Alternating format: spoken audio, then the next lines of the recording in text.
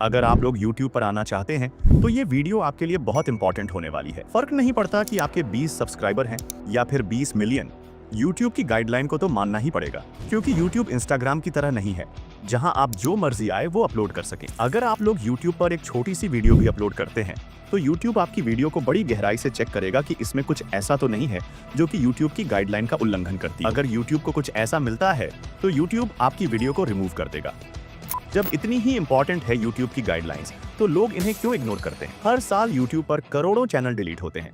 अगर 2024 का डाटा देखा जाए तो YouTube ने फर्स्ट क्वार्टर में अप्रॉक्स 16 मिलियन चैनल डिलीट किए, और इतना ही नहीं, सेकंड क्वार्टर में 3 मिलियन से भी ज्यादा चैनल डिलीट किए। लेकिन डिलीट क्यों हुए? क्योंकि उन अकाउंट्स ने YouTube की गाइडलाइन को फॉलो नहीं किया। इस रिपोर्ट में न्यूडिटी और सेक्सुअल कंटेंट गाइडलाइन के तहत 4.8% चैनल को डिलीट किया गया है, क्वार्टर 2 के चैनल सस्पेंशन रेट के हिसाब से। अब इस रिपोर्ट को मैंने खुद से नहीं बनाया, बल्कि ये खुद YouTube की ऑफिशियल ट्रांसपेरेंसी रिपोर्ट है। तो इसीलिए अब आप लोगों की YouTube की गाइडलाइंस को लेकर आंखें खुल जानी चाहिए, क्योंकि 2025 में YouTube की गाइडलाइन और भी ज्यादा रिस्ट्रिक्टिव हो चुकी है। लेकिन कई लोगों को YouTube की गाइडलाइन को समझने में प्रॉब्लम होती है। तो इसीलिए आज मैं आपको YouTube की गाइडलाइन को बारीकी से विद एग्जाम्पल के साथ समझाऊंगा, और हर गाइडलाइन के साथ में आप लोगों की कंफ्यूजन भी दूर करूंगा। इस वीडियो को बनाने में मुझे बहुत ज्यादा रिसर्च लगी है, क्योंकि जब मुझे स्ट्राइक आई थी तब मुझे YouTube की गाइडलाइन के बारे में ज्यादा कुछ पता नहीं था। लेकिन स्ट्राइक आने के बाद मैंने गाइडलाइन को बारीकी से समझा और गाइडलाइंस के ऊपर बहुत गहरी रिसर्च की। तो इसलिए आप लोग ये मान सकते हो कि ये 2025 की पहली वीडियो होने वाली है जिसमें YouTube की सभी गाइडलाइन को बारीकी से समझाया जाएगा। वैसे देखा जाए तो YouTube पर बहुत सारी वीडियो हैं जिसमें YouTube की गाइडलाइन को कवर किया गया है, लेकिन उन सभी वीडियो में YouTube की गाइडलाइन टुकड़ों में बटी हुई है, और सभी गाइडलाइन के ऊपर सेपरेट वीडियो तो बहुत कम ही मिलेंगे। तो इसीलिए इस वीडियो को कंप्लीट वॉच जरूर करना, क्योंकि इसमें आप लोगों का ही फायदा है। अगर आप लोग इस वीडियो को कंप्लीट वॉच नहीं करोगे तो शायद YouTube चैनल डिलीट के रेट में 2024 का रिकॉर्ड 2025 तोड़ दे। इसमें आप लोगों का चैनल भी शामिल हो सकता है, क्योंकि जो गाइडलाइन तोड़ेगा YouTube उसे स्ट्राइक देगा, चाहे फिर कितना भी बड़ा क्रिएटर क्यों ना हो। तो इसीलिए मैं नहीं चाहता हूं कि आप लोगों का चैनल डिलीट हो। ये मेरी लास्ट रिक्वेस्ट है कि वीडियो को कंप्लीट जरूर देखना। तो अब ज्यादा टाइम बर्बाद ना करते हुए वीडियो को शुरू करते हैं।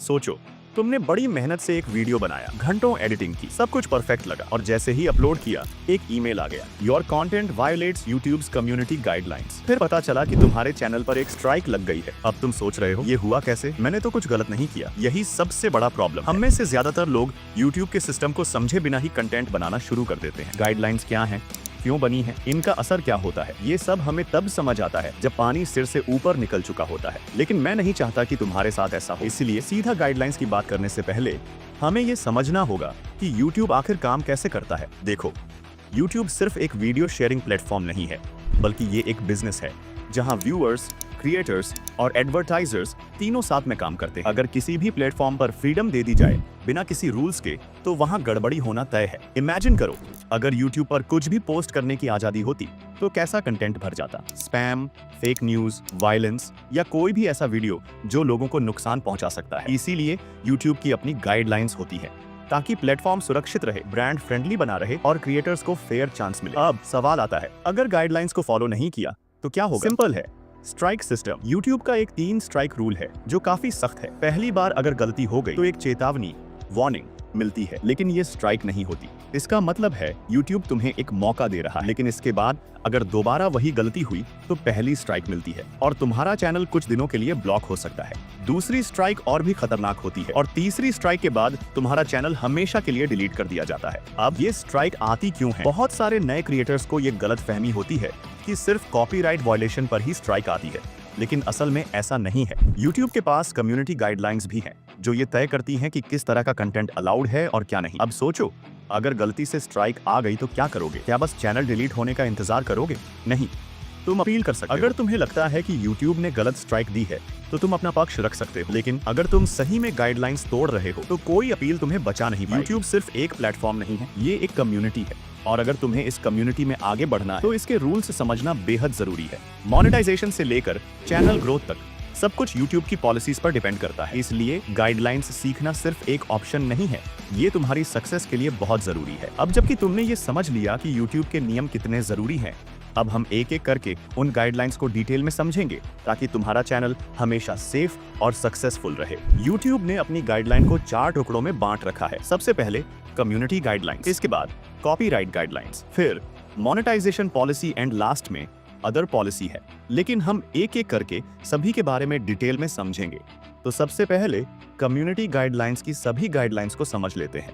तो सबसे पहली गाइडलाइन है हार्मफुल या फिर डेंजरस कंटेंट। इस गाइडलाइन का मतलब है कि आप ऐसे कंटेंट नहीं बना सकते जो किसी को फिजिकली या मेंटली हार्म पहुंचा सकता है। अगर आप किसी डेंजरस एक्टिविटी को प्रमोट करते हैं जो आपके ऑडियंस के लिए अनसेफ हो सकती है, तो वो हार्मफुल कंटेंट माना जाएगा। एग्जाम्पल से समझिए, मान लीजिए आपने एक वीडियो बनाया जिसमें आप फायरवर्क्स बिना सेफ्टी मेजर्स के यूज कर रहे हैं। ये डेंजरस कंटेंट हो सकता है क्योंकि कोई दूसरा इस वीडियो को देखकर अपने ऊपर भी एक्सपेरिमेंट कर सकता है। तो अब कई लोग सोच सकते हैं कि अगर उन्होंने वीडियो में सेफ्टी मेजर्स दिखाई हो तो वो सही होगा।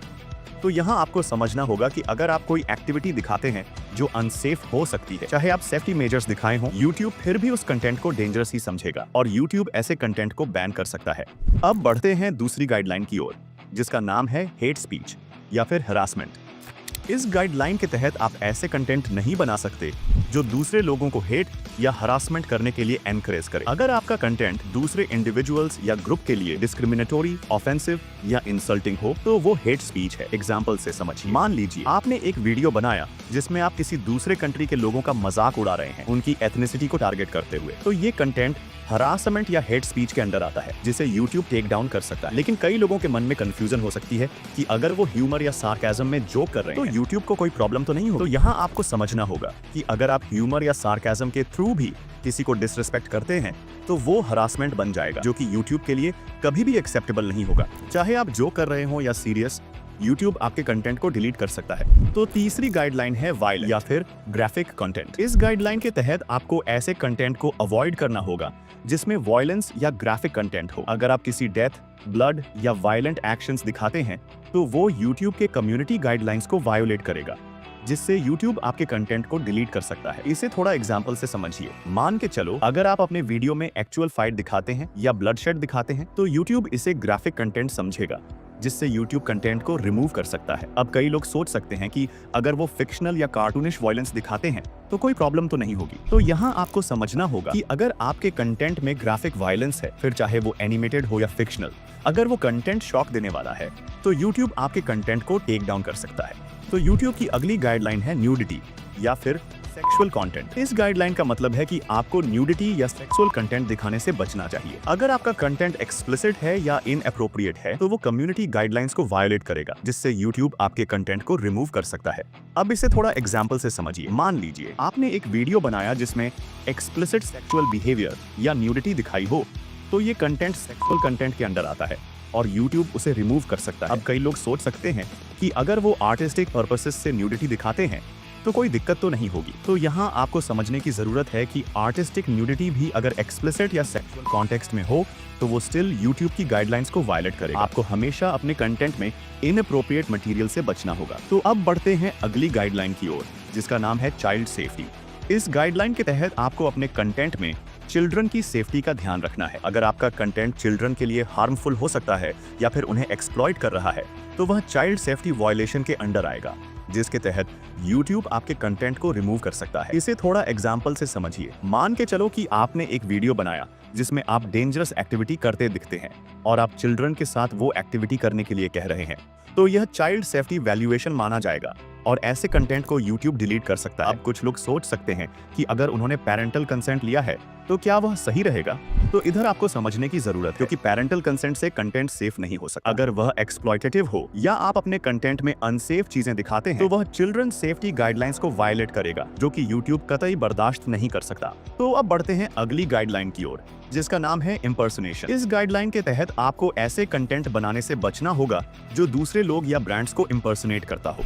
अगर आप किसी और के नाम से कंटेंट बना रहे हो या उनका आइडेंटिटी छुपाने की कोशिश कर रहे हो तो वो इम्पर्सनेशन हो सकता है। अभी आपके दिमाग में ठीक से गुस्सा नहीं होगा, इसलिए एग्जाम्पल से समझिए। मान लीजिए आपने अपने चैनल का नाम कोका कोला ऑफिशियल रखा है और आप कोका कोला ब्रांड की तरह अपना कंटेंट दिखाते हो, तो यही चीज इम्पर्सनेशन होती है और ऐसी चीजों से आपको बचना चाहिए। अब कुछ लोग सोच रहे होंगे कि अगर वो पैरोडी या सैटायर कर रहे हैं तो क्या वो सही रहेगा? तो ध्यान से सुनिए, पैरोडी या सैटायर जब तक क्लियर और रिस्पेक्टफुल हो तब तक वह अलाउड है। लेकिन अगर आप डायरेक्टली ब्रांड या व्यक्ति का नाम मिसयूज कर रहे हैं तो वो इम्पर्सनेशन के अंदर आएगा और आपको स्ट्राइक मिल सकती है। तो ऐसी चीजों से आपका बचना ही सही रहेगा। तो अब बढ़ते हैं अगली गाइडलाइन की ओर, जिसका नाम है साइबर बुलिंग। इस गाइडलाइन के तहत आपको ऐसे कंटेंट से बचना होगा जिसमें आप किसी दूसरे व्यक्ति या ग्रुप के साथ किसी को बुलिंग या हैरासमेंट कर रहे हैं। अगर आप दूसरों को मेंटली हार्म करते हैं या उन्हें इंसल्ट करते हैं तो वो साइबर बुलिंग के कैटेगरी में आएगा। एग्जाम्पल से समझिए, मान लीजिए आपने एक वीडियो बनाया जिसमें आप किसी यूट्यूबर की पर्सनल अपीयरेंस का मजाक उड़ाते और उन्हें पब्लिकली इंसल्ट करते हैं,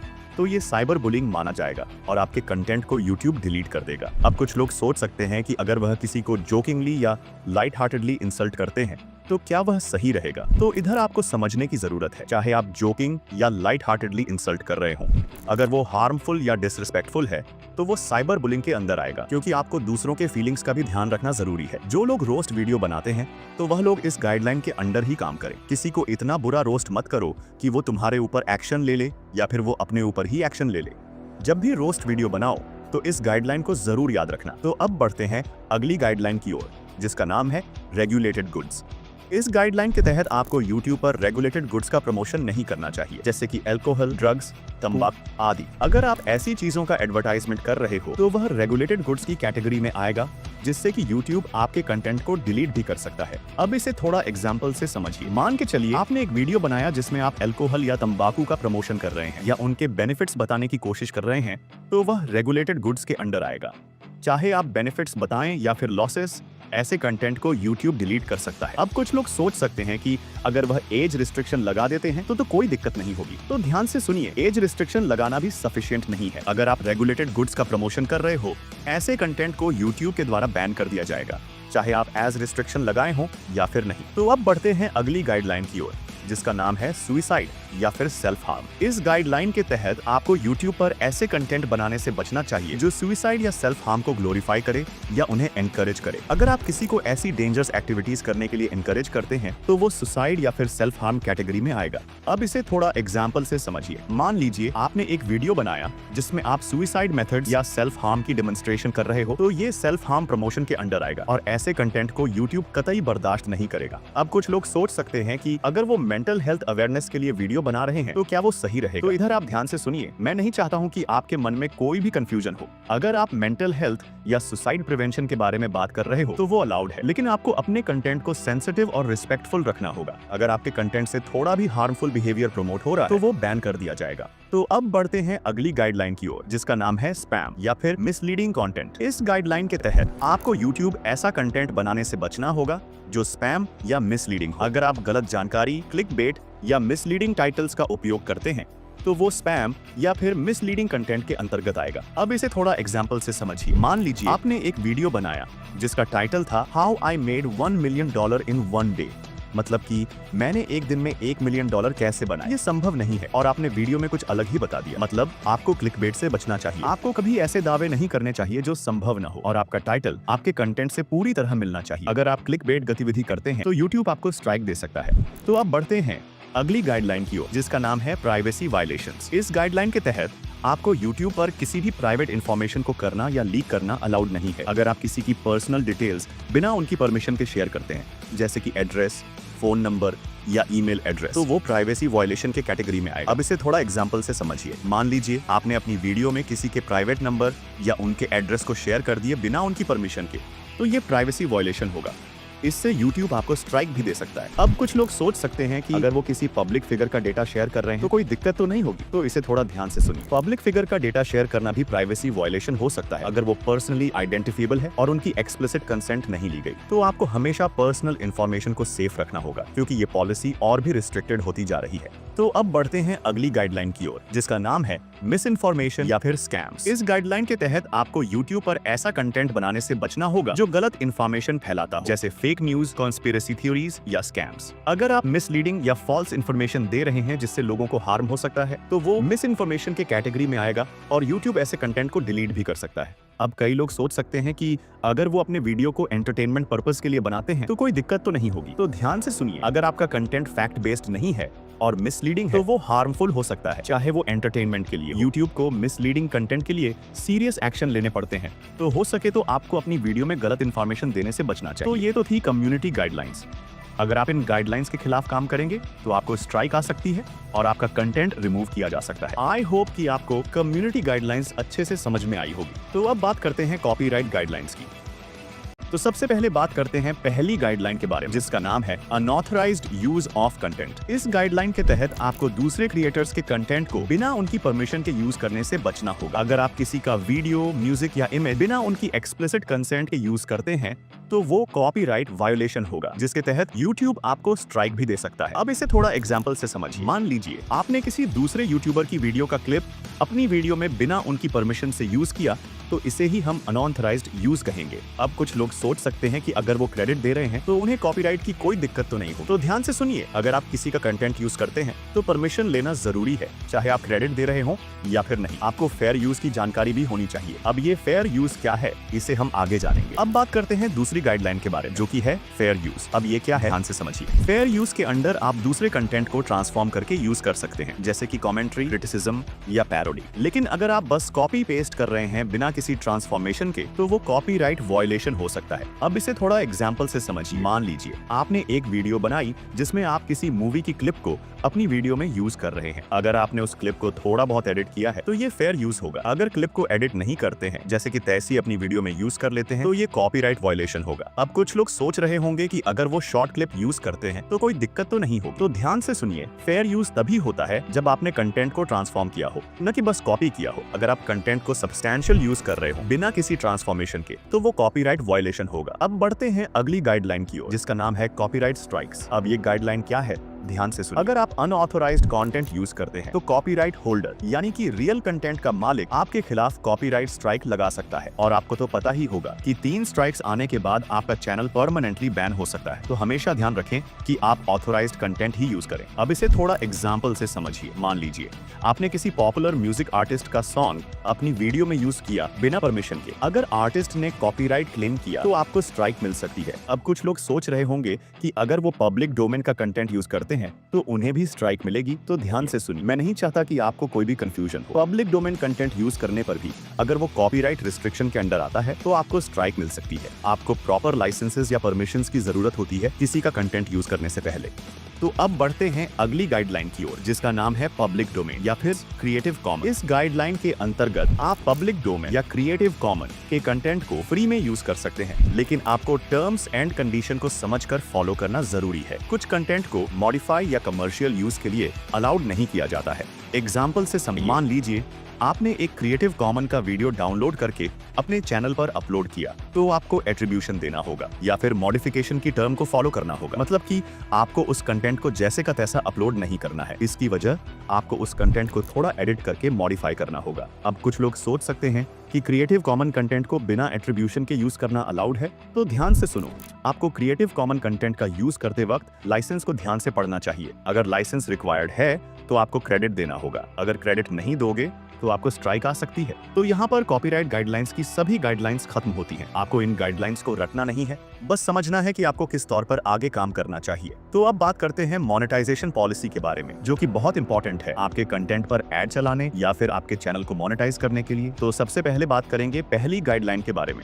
जिसका नाम है एड फ्रेंडली कंटेंट। इस गाइडलाइन के तहत आपके वीडियोस को मोनेटाइज करने के लिए उन्हें एड फ्रेंडली होना चाहिए। इसका मतलब है कि आपका कंटेंट सेफ, नॉन ऑफेंसिव और फैमिली फ्रेंडली होना चाहिए। अगर आपके वीडियोस में वायलेंस, हेट स्पीच या एक्सप्लिसिट कंटेंट होगा तो वो मोनेटाइज के लिए एलिजिबल नहीं होगा। अगर नहीं समझ में आया तो एग्जाम्पल से समझिए। मान लीजिए आपने एक कॉमेडी वीडियो बनाया जिसमें लाइट हार्टेड जोक्स और फनी कंटेंट है, तो वो एड फ्रेंडली होगा। लेकिन अगर आपने एक वीडियो बनाया जिसमें एक्सप्लिसिट लैंग्वेज या ऑफेंसिव टॉपिक्स हैं, तो वो एड फ्रेंडली नहीं माना जाएगा। और अगर एड फ्रेंडली नहीं होगा तो आप उस वीडियो से 1 रुपए भी नहीं कमा सकते।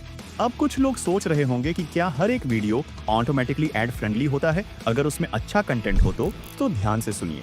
आपको अपने कंटेंट को एड फ्रेंडली बनाने के लिए YouTube की एडवर्टाइजर फ्रेंडली कंटेंट गाइडलाइंस को फॉलो करना होगा। सिर्फ गुड कंटेंट होने से मोनेटाइजेशन नहीं मिलता। अब बढ़ते हैं अगली गाइडलाइन की ओर, जिसका नाम है ओरिजिनल कंटेंट। इस गाइडलाइन के तहत मोनेटाइजेशन के लिए आपको ओरिजिनल कंटेंट बनाना होगा। अगर आप रीयूज्ड कंटेंट को बिना ट्रांसफॉर्मेशन अपलोड करते हैं तो आपको मोनेटाइजेशन नहीं मिलेगा। यूट्यूब चाहता है कि आप अपना यूनिक कंटेंट खुद बनाएं, ना कि किसी दूसरे का कंटेंट डाउनलोड करके अपने चैनल पर अपलोड करें। अब इसे थोड़ा एग्जांपल से समझिए। मान लीजिए कि आप रिएक्शन वीडियो बना रहे हैं जिसमें आप किसी दूसरे वीडियो का कंटेंट यूज करते हैं, तो आपको अपने ऑन ऑडियंस या ट्रांसफॉर्मेशन देने हों। अगर आप बस ओरिजिनल वीडियो को अपलोड करते हैं बिना चेंजेस के, तो आपको मोनेटाइजेशन नहीं मिलेगा। अब कुछ लोग सोच रहे होंगे कि अगर वो वीडियो कॉम्पिलेशन बनाते हैं तो क्या वो ओरिजिनल कंटेंट माना जाएगा? तो सबसे पहले तो ये जान लीजिए कि वीडियो कॉम्पिलेशन क्या होता है। आपने कई बार ऐसी वीडियो देखी होगी जिसमें कई फनी रील्स एक वीडियो में होती है। ऐसी ही वीडियो को वीडियो कंपाइलेशन कहते हैं। अब ये जान लेते हैं कि ऐसी वीडियो को ओरिजिनल माना जाएगा या नहीं।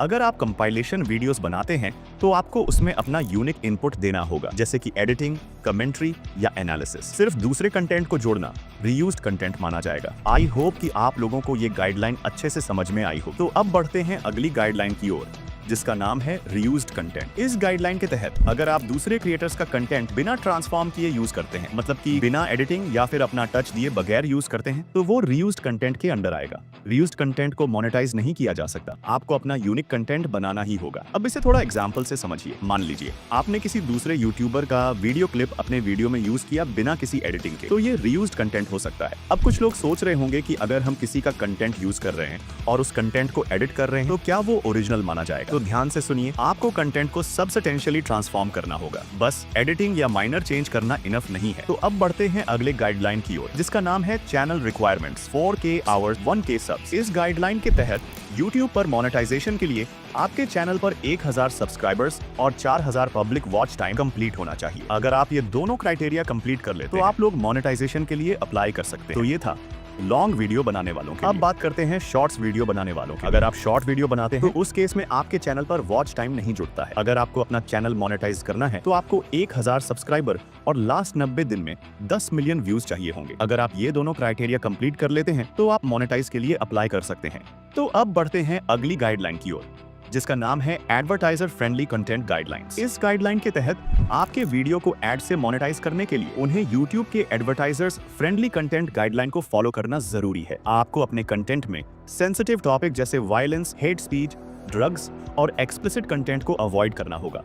अगर आपके वीडियो में ये चीजें होती हैं तो एडवर्टाइजर्स उस कंटेंट के आसपास ऐड नहीं दिखाना चाहेंगे, और अगर आपके वीडियो पर ऐड नहीं चलेंगे तो आपकी अर्निंग बिल्कुल भी नहीं होगी। अब इसे थोड़ा एग्जांपल से समझिए। मान लीजिए आपने अपने वीडियो में वायलेंस सीन या अब्यूसिव लैंग्वेज का यूज किया है, तो वो ऐड फ्रेंडली नहीं होगा और आपको मोनेटाइजेशन के लिए उस वीडियो को डिसेबल करना पड़ेगा। अब कुछ लोग सो रहे होंगे कि अगर उनका वीडियो इन्फॉर्मेटिव है तो क्या वो ऐड फ्रेंडली होगा, चाहे वो सेंसिटिव टॉपिक हो या फिर नहीं। तो ध्यान से सुनिए, इन्फॉर्मेटिव वीडियो भी अगर सेंसिटिव टॉपिक पर है, जैसे political debates, medical miss information या कंट्रोवर्शियल इशू, तो उन्हें भी एड फ्रेंडली गाइडलाइन को ध्यान से फॉलो करना होगा। अगर इस गाइडलाइन को फॉलो नहीं किया तो आपकी वीडियो पर ऐड नहीं आएंगे। तो ये थी YouTube की सभी मोनेटाइजेशन पॉलिसी। अब बात करते हैं YouTube की अदर पॉलिसीज के बारे में। इसके बारे में आपको जानना बहुत जरूरी है, क्योंकि इसके अंदर जो पॉलिसी आएंगी उन्हें आप फ्यूचर में ब्रेक जरूर करेंगे या कर सकते हैं, इसलिए इन पॉलिसीज को ध्यान से जरूर समझना। तो सबसे पहले बात करते हैं पहली गाइडलाइन के बारे में, जिसका नाम है स्पॉन्सरशिप डिस्क्लोजर। इस गाइडलाइन के तहत अगर आप किसी कंपनी या ब्रांड के साथ स्पॉन्सरशिप करते हैं तो आपको डिस्क्लोजर करना जरूरी है।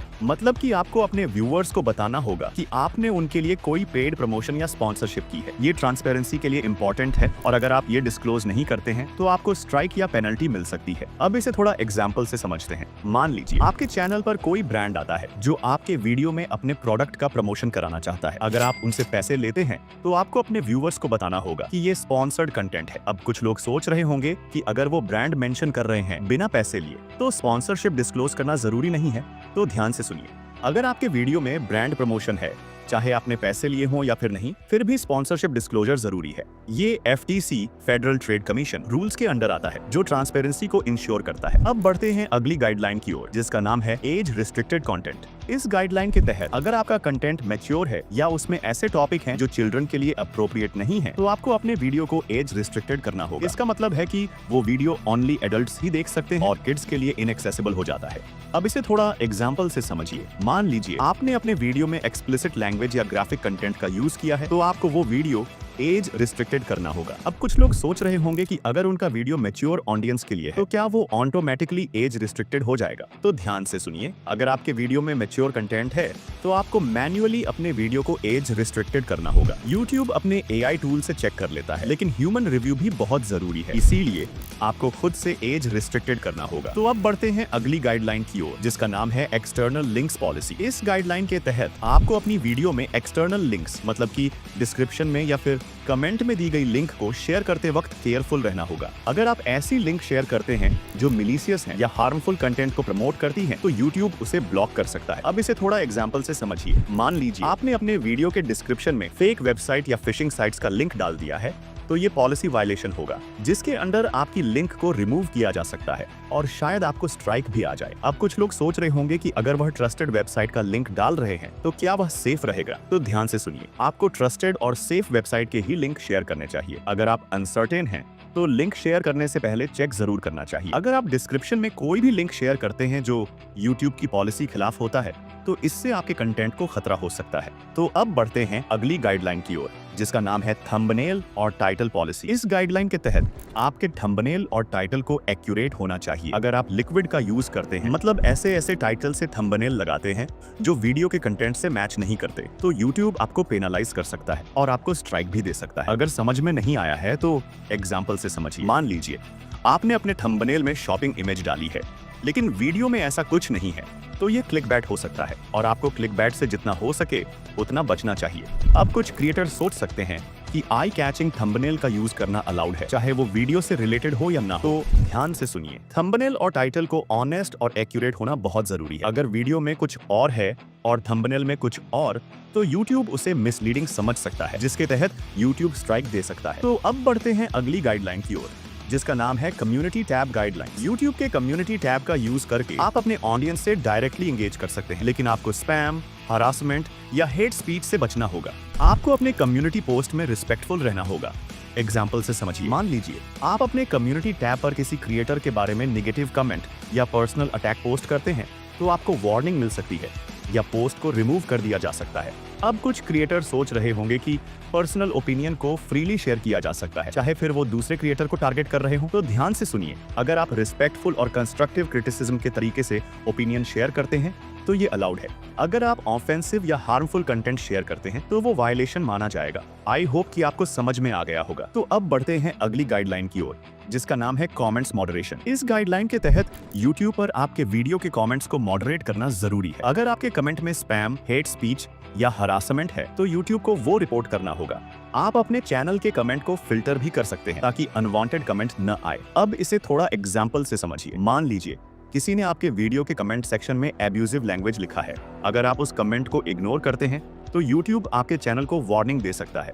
अब कुछ लोग तो ये सोच रहे होंगे कि अगर वो कमेंट सेक्शन ही ऑफ कर देंगे तो उन्हें कोई दिक्कत नहीं होगी। तो ध्यान से सुनिए, आपको अपने कमेंट्स को मॉनिटर करना होगा। अगर आप कमेंट्स को डिसेबल करते हैं तो YouTube आपको वार्निंग दे सकता है। आप कमेंट्स को मैन्युअल भी अप्रूव या रिमूव कर सकते हैं। तो यहाँ पर YouTube की सभी गाइडलाइंस लगभग कंप्लीट होती हैं। अब बात कर लेते हैं कुछ कॉमन मिस्टेक्स की, जिन्हें कई लोग अवॉइड करते हैं, लेकिन आपका ये अवॉइड करना आपको किसी दिन भारी पड़ सकता है। इसीलिए कॉमन मिस्टेक्स को बड़ी ध्यान से समझना जरूरी है। तो सबसे पहली मिस्टेक है क्लिकबेट। आप लोगों में से कई लोग ऐसे होंगे जो अपनी वीडियो को वायरल कराने के चक्कर में क्लिकबेट का उपयोग करते हैं। मतलब आप अपनी वीडियो में कुछ अलग दिखाते हैं और थंबनेल में कुछ अलग, और आपकी वीडियो का टाइटल कुछ अलग ही बता रहा है। तो ये मिस्टेक अवॉइड करना सीखो। आपको अपने कंटेंट को ट्रांसपेरेंसी के साथ ऑडियंस को परोसना होगा। मान लीजिए आपने टाइटल में लिखा कि मैं 30 दिन में सक्सेसफुल यूट्यूबर कैसे बना, लेकिन वीडियो में आपने कुछ और ही बता दिया। आपके टाइटल से वीडियो पूरी तरह मैच होनी चाहिए, न कि अलग अलग। तो इस मिस्टेक को अवॉइड करना सीखो। ये बहुत बड़ी मिस्टेक होती है। अगर आप इसे कॉमन मिस्टेक समझ लेंगे तो आपको किसी न किसी दिन कई सारी स्ट्राइक्स का सामना करना पड़ेगा, क्योंकि आप ऐसी मिस्टेक को करते रहेंगे। अगर आप लोग ये चीज कर रहे थे तो अभी से बंद कर दो। अब बात करते हैं दूसरी सबसे बड़ी कॉमन मिस्टेक के बारे में, जो कि है इग्नोरिंग फीडबैक। YouTube पर क्रिएटर को फीडबैक देना बहुत जरूरी है। अगर आप अपने व्यूवर्स से सजेशन या फीडबैक लेते हैं तो आप अपने कंटेंट को और बेहतर बना सकते हैं। अगर आप फीडबैक इग्नोर करते हैं तो आपका चैनल ग्रो नहीं करेगा, क्योंकि अगर आप ऑडियंस की बात ही नहीं सुनोगे तो ऑडियंस आपको क्यों लिखेगी। तो जितना हो सके अपने कमेंट सेक्शन में ऑडियंस को फीडबैक दिया करो, क्योंकि कई बार आपको कंटेंट का आइडिया कमेंट सेक्शन से ही मिल जाएगा। रही बात ग्रो होने की, तो ध्यान से सुनिए। मान लीजिए आपके व्यूअर ने आपको कहा है कि ऑडियो क्वालिटी थोड़ी लो है, लेकिन आप उस फीडबैक को इग्नोर कर रहे हैं, तो आपका वीडियो एक्सपीरियंस पूर हो सकता है। हमेशा फीडबैक को इंप्लीमेंट करो और अपना फीडबैक भी दिया करो। अब कुछ लोग ये भी सोच सकते हैं कि अगर उन्हें पॉजिटिव फीडबैक मिल रहे हैं तो वो नेगेटिव फीडबैक को इग्नोर कर सकते हैं। तो ध्यान से सुनिए, पॉजिटिव और नेगेटिव दोनों तरह का फीडबैक जरूरी होता है। अगर आप फीडबैक को ध्यान से सुनते हैं और अपने कंटेंट को इम्प्रूव करते हैं तो आपका चैनल जरूर ग्रो करेगा। अब बात करते हैं अगली कॉमन मिस्टेक के बारे में, जो कि है टैग स्टफिंग। अब ये टैग स्टफिंग क्या है, ध्यान से सुनिए। आप लोगों में से कई लोग ऐसे होंगे जो ये सोचते हैं कि अगर वो अपनी वीडियो में बहुत ज्यादा टैग लगा देंगे तो शायद उनकी वीडियो वायरल हो जाए। तो ऐसा कुछ भी नहीं होता है। टैग लगाने की कुछ लिमिट होती है, और अगर आप बहुत ज्यादा टैग लगाते हैं और उनमें से कई टैग्स तो आपकी वीडियो से रिलेट भी नहीं करते हैं, तो ऐसी कंडीशन में YouTube आपके वीडियो को मिसलीड समझेगा, जिसके तहत YouTube आपको पेनलाइज कर सकता है। तो अब बात करते हैं अगली कॉमन मिस्टेक के बारे में, जो कि है इनकरेक्ट एज सेटिंग्स। इसके तहत आपको अपने वीडियो के एज सेटिंग्स को सही तरह से सेट करना होगा। अगर आपका कंटेंट मैच्योर है तो उसे एज रिस्ट्रिक्टेड करना होगा ताकि अंडर एज व्यूअर्स उसे न देखें। मान लीजिए आपने एक वीडियो बनाया जिसमें वायलेंट कंटेंट है, लेकिन आपने उसे एज रिस्ट्रिक्टेड नहीं किया, तो इससे YouTube आपको पेनलाइज कर सकता है। अब बात करते हैं अगली कॉमन मिस्टेक के बारे में, जो कि है not disclosing AI generated content. इसके तहत अगर आप अपने वीडियो में AI जनरेटेड कंटेंट का उपयोग कर रहे हैं तो आपको अपने ऑडियंस को उसका डिस्क्लोज करना जरूरी है। YouTube को ये बताना होगा कि ये AI जनरेटेड है ताकि व्यूअर्स को क्लियर हो। मान लीजिए आपने अपने वीडियो में AI जनरेटेड म्यूजिक का उपयोग किया है, लेकिन आपने उसको डिस्क्लोज नहीं किया, तो ये YouTube की पॉलिसी के खिलाफ हो सकता है। आप उसे डिस्क्रिप्शन में डिस्क्लोज कर सकते हैं या आप वीडियो में भी बता सकते हैं। अब कुछ क्रिएटर सोच सकते हैं कि अगर वो AI टूल्स का उपयोग कर रहे हैं तो उन्हें डिस्क्लोज करने की जरूरत है या नहीं। सीधी बात, जब आप AI जनरेटेड कंटेंट का उपयोग करते हैं, चाहे वो कोई वॉइस ओवर हो, म्यूजिक या वीडियो एडिटिंग, तो आपको डिस्क्लोज करना जरूरी है। अब मेरा ही देखिए, मेरी वीडियो में आपको AI वॉइस मिलेगी जो कि 11 लैब से जनरेटेड है, तो ये आपको डिस्क्रिप्शन में क्लियर डिस्क्लोज मिल जाएगा। अभी YouTube ने अपनी गाइडलाइन को और अपडेट किया है, जिसमें कुछ नए चेंजेस आए हैं। ये अपडेट AI जनरेटेड कंटेंट और मिसलीडिंग मेटाडेटा के आसपास है। अगर आप AI का उपयोग करते हैं तो आपको प्रॉपर तरीके से डिस्क्लोज करना होगा, और मिसलीडिंग थंबनेल और टाइटल्स का उपयोग करना अब और भी स्ट्रिक्टली प्रोहिबिटेड हो गया है। मतलब अब गलत इंफॉर्मेशन शेयर करना और भी खतरनाक हो गया है। अब बात करते हैं कुछ गलत फहमी के बारे में जो आप लोगों ने पाल रखी है। YouTube की गाइडलाइंस को लेकर बहुत सारी गलत फहमियां हैं, और यही वजह है कि लोग बिना सोचे समझे गलतियां कर बैठते हैं। फिर जब स्ट्राइक या डिमोनेटाइजेशन होता है तो कहते हैं ये कैसे हो गया। लेकिन असल में गलती उनकी ही होती है, क्योंकि उन्होंने YouTube के रूल्स को समझने की कोशिश ही नहीं। तो चलो ऐसी कुछ कॉमन गलत फहमियों को क्लियर करते हैं जो नए क्रिएटर्स अक्सर मानते हैं। सबसे पहली गलत फहमी, शॉर्ट्स पर कोई गाइडलाइंस नहीं लगती। बहुत से लोगों को लगता है कि YouTube शॉर्ट्स पर कोई पॉलिसी लागू नहीं होती, क्योंकि ये नए क्रिएटर्स के लिए प्रमोशन का तरीका है, लेकिन ऐसा बिल्कुल नहीं है। शॉर्ट्स पर वही कम्युनिटी गाइडलाइंस लागू होती हैं जो लॉन्ग फॉर्म वीडियो पर होती है। मतलब अगर तुमने शॉर्ट्स में गलत जानकारी दी, वायलेंट कंटेंट डाला या कॉपीराइटेड मटेरियल यूज किया तो स्ट्राइक लग सकती है। दूसरी गलत फहमी, अगर वीडियो डिलीट कर दिया तो स्ट्राइक हट जाएगी। ये सबसे बड़ी गलत फहमी है जो आप लोगों ने पाल रखी है। अगर तुम्हारे वीडियो पर स्ट्राइक आ चुकी है और तुम उसे डिलीट कर दो तो भी स्ट्राइक बनी रहेगी। YouTube सिर्फ वीडियो नहीं देखता, वो रिकॉर्ड रखता है कि तुमने क्या पोस्ट किया था। तो डिलीट करने से कुछ नहीं होगा। हाँ, अगर तुम्हें लगता है कि गलती से स्ट्राइक लगी है तो अपील कर सकते हो। तीसरी गलत फहमी, अगर वीडियो प्राइवेट या अनलिस्टेड कर दिया तो सेफ हो जाएंगे। कुछ लोग सोचते हैं कि अगर उन्होंने वीडियो को पब्लिक से हटाकर प्राइवेट या अनलिस्टेड कर दिया तो YouTube उसे मॉनिटर नहीं करेगा, लेकिन हकीकत ये है कि YouTube का सिस्टम हर वीडियो को स्कैन करता है, चाहे वो पब्लिक हो, प्राइवेट हो या अनलिस्टेड। अगर उसमें कोई गाइडलाइन वायलेशन हुआ तो स्ट्राइक आ सकती है। चौथी गलत फहमी, कॉपीराइट क्लेम और कॉपीराइट स्ट्राइक एक ही चीज होती है। बहुत से नए क्रिएटर्स कॉपीराइट क्लेम और कॉपीराइट स्ट्राइक को एक जैसा समझ लेते हैं, लेकिन दोनों बहुत अलग हैं। कॉपीराइट क्लेम का मतलब है कि जिसने असली कंटेंट बनाया है वो तुमसे वीडियो की कमाई ले सकता है, लेकिन तुम्हारा चैनल सेफ रहेगा। कॉपीराइट स्ट्राइक का मतलब है कि वीडियो को हटाया जा सकता है और तुम्हारे चैनल को खतरा हो सकता है। मतलब क्लेम आने पर सिर्फ रेवेन्यू का नुकसान होगा, लेकिन स्ट्राइक आने पर चैनल भी जा सकता है। पांचवी गलत फहमी, अगर सिर्फ 5 से 10 सेकंड का गाना यूज किया तो कॉपीराइट नहीं लगेगा। ये भी पूरी तरह गलत फहमी है। कुछ लोग सोचते हैं कि अगर उन्होंने किसी गाने का सिर्फ 5 से 10 सेकंड यूज किया तो कॉपीराइट से बच जाएंगे, लेकिन कॉपीराइट रूल्स में ऐसा कोई फिक्स टाइम लिमिट नहीं होती। अगर तुमने बिना परमिशन किसी का भी ऑडियो या वीडियो यूज किया तो कॉपीराइट क्लेम या स्ट्राइक आ सकती है। छठवीं गलत फहमी, अगर किसी और का वीडियो थोड़ा एडिट करके अपलोड कर दिया तो कॉपीराइट नहीं लगेगा। बहुत से लोग रिएक्शन वीडियो या रीअपलोडेड कंटेंट बनाते हैं और सोचते हैं कि अगर उन्होंने वीडियो में थोड़ा बदलाव कर दिया, जैसे रंग बदल दिया, बैकग्राउंड म्यूजिक चेंज कर दिया तो कॉपीराइट से बच जाएंगे। लेकिन YouTube का कॉपीराइट सिस्टम बहुत एडवांस है और वो ऐसे चेंजेस को पहचान लेता है। 7वीं गलतफहमी, अगर कोई कंटेंट सिर्फ एजुकेशनल है तो कॉपीराइट या स्ट्राइक नहीं लगे। ये वीडियो तो सिर्फ पढ़ाने के लिए है, इस पर कॉपीराइट क्यों लगेगा? बहुत से लोग ऐसा सोचते हैं, लेकिन कॉपीराइट और कम्युनिटी गाइडलाइन एजुकेशनल या नॉन एजुकेशनल कंटेंट नहीं देखते। वो सिर्फ ये देखते हैं कि तुमने गाइडलाइंस तोड़ी या नहीं। 8वीं गलतफहमी, अगर किसी बड़े यूट्यूबर का वीडियो देखा और वैसा ही बनाया तो सेफ रहेंगे। भाई वो बड़ा यूट्यूबर ये कर रहा है तो मैं भी कर सकता हूँ। ये सबसे खतरनाक गलतफहमी है। हर यूट्यूबर की अलग ब्रांड वैल्यू होती है, उनके पास स्पॉन्सरशिप डील्स होती हैं, उनके वीडियो पर यूट्यूब की नजर अलग होती है। अगर एक बड़ा क्रिएटर कुछ कर रहा है और वो बच गया तो इसका मतलब ये नहीं कि तुम भी बच जाओगे। इन गलतफहमियों से बचने का सिर्फ एक ही तरीका है, YouTube की गाइडलाइंस को ठीक से पढ़ो और उन्हें फॉलो करो। जब तक तुम YouTube के रूल्स को नहीं समझोगे तब तक तुम्हारा चैनल हमेशा रिस्क में रहेगा। अब बताओ, इनमें से कौन सी गलतफहमी तुम्हें पहले सच लगती थी? अब हम कुछ सेटिंग्स के बारे में बात करेंगे जिन्हें आप लोग बिल्कुल भी अवॉइड नहीं कर सकते। तो सबसे पहली सेटिंग आती है पेड प्रमोशन। अगर आप पेड प्रमोशन करते हैं तो इसे यस सेलेक्ट करके ही अपनी वीडियो को अपलोड करें। जब आप लोग यस सेलेक्ट करके वीडियो अपलोड करेंगे तो आपकी वीडियो के शुरू में इस तरह का पेड प्रमोशन लेवल ऐड हो जाएगा। तो दूसरी सेटिंग है हमारी ऑल्टर्ड कंटेंट। अगर आप अपने कंटेंट में AI का यूज करते हैं तो इस ऑप्शन को यस जरूर करें। YouTube कोई भी ऑप्शन बिना मतलब के नहीं देता, तो अगर आप AI वॉइस ओवर यूज करते हैं तो इसे ऑन करना न भूलें। अगर आप एक बार भूल जाते हैं तो कोई बात नहीं, लेकिन इसे ऑन करना एक सही ऑप्शन है। तो ये थी लगभग YouTube की सारी गाइडलाइन।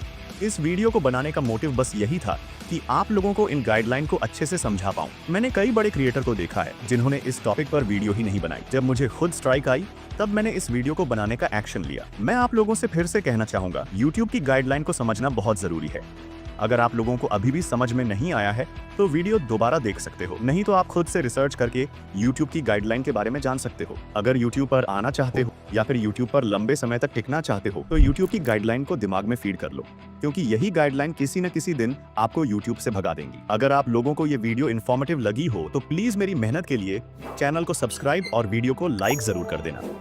और अगर आपके फ्रेंड सर्कल में ऐसा कोई है जो YouTube पर आना चाहता है तो उसे इस वीडियो को शेयर जरूर कर। मैं बस यही चाहता हूं कि जो भी नया क्रिएटर YouTube पर आ रहा है वो गाइडलाइन को अच्छी तरह समझ ले। अगर इस वीडियो से 50 के सब्सक्राइबर कंप्लीट हो जाते हैं तो मैं Q&A वीडियो बनाने की सोचूंगा। हो सके तो सब्सक्राइब जरूर कर लेना, क्योंकि ऐसा इन्फॉर्मेटिव कंटेंट और कहीं नहीं मिलेगा। तो आज की इस वीडियो में बस इतना ही रखते हैं। अगर आप लोग USA बेस्ड चैनल बनाने की सोच रहे हैं तो इस वीडियो पर जरूर क्लिक करें। मिलता हूँ मैं आपको इसी वीडियो में।